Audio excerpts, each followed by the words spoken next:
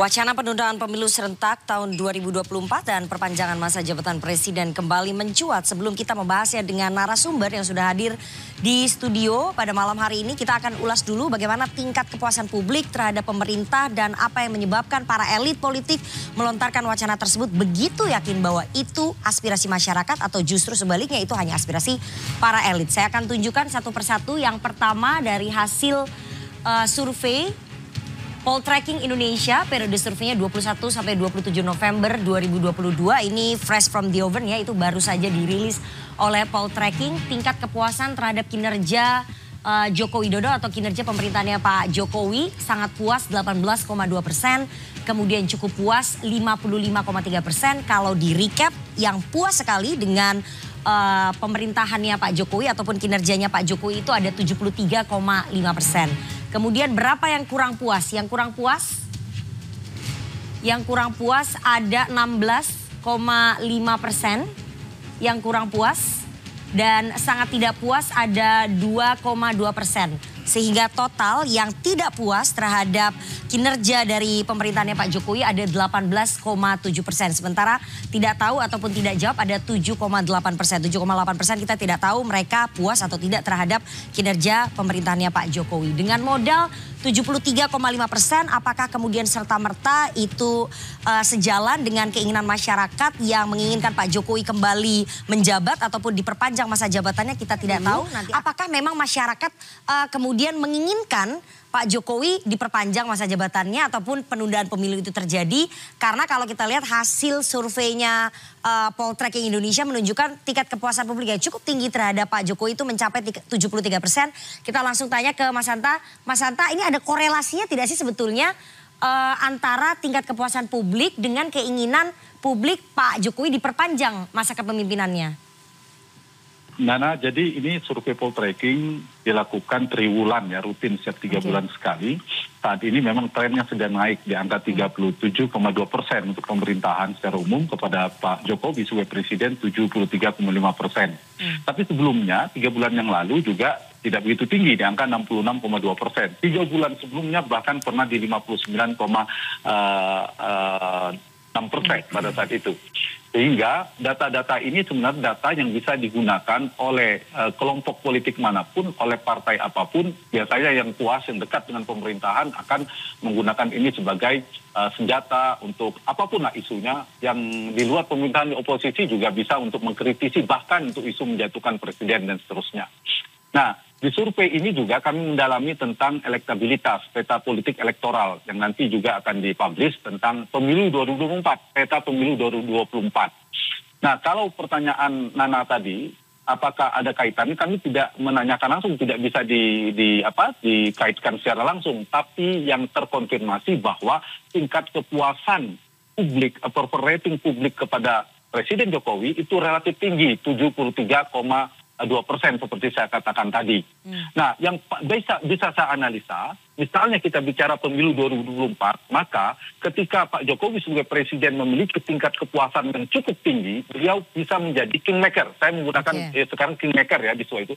Menjadi kingmaker yang berpengaruh, memiliki daya tawar politik yang tinggi, memiliki orang yang cukup kuat untuk menentukan suksesornya, untuk melanjutkan kepemimpinan Pak Jokowi dan seterusnya. Iya dong, karena kalau ternyata tingkat kepuasannya rendah di sebuah provinsi atau di sebuah daerah, itu sulit untuk mengendorse seorang calon misalnya. Yang kedua, peta tingkat kepuasan juga bisa dibaca bahwa seorang presiden ingin meninggalkan semacam legacy, semacam warisan politik yang tentu juga menarik gitu. Jadi, apakah kalau saya ditanya ada kaitannya, ya kami tidak menanyakan spesifik tentang isu itu. Jadi yang kami tanyakan adalah tentang kepuasan. Kepuasannya banyak, kita tanyakan bidang apa yang menyebabkan ada bantuan langsung tunai, program pemerintahan dan seterusnya. Itu banyak sekali yang menyebabkan naik dan turunnya. Lembaga negara juga kita tanyakan tingkat kepuasan yang mulai dari TNI dan seterusnya sampai Polri. Dan juga tingkat kepuasan menteri dan seterusnya. Jadi data ini sebenarnya ada data rutin yang kita tampilkan untuk menggambarkan tingkat kepuasan publik kepada pemerintahan yang sedang berjalan. Dan saya tahu pemilu kan sudah berjalan ya tahapannya. Hari Rabu juga saya diundang beberapa media untuk membicarakan tentang partai-partai yang akan diumumkan oleh KPU siapa saja yang akan menjadi peserta pemilu 2024 mendatang. Jadi saya kira saya pada posisi jelas ya, ini lirik survei kami satu pada tingkat kepuasan popular rating, yang kedua adalah ada peta pilpresnya, dan saya kira kita juga sama semuanya adalah sebagian besar ingin memperkuat sistem demokrasi presidensial kita, di mana mandat sama didapatkan oleh seorang pemimpin, presiden dan hal ini kepala negara, kepala pemerintahan, didapatkan langsung dari rakyat, pilih langsung oleh rakyat. Itu yang saya kira harus kita perkuat ya, presidensialism sistem kita yang harus kita perkuat di negara kita.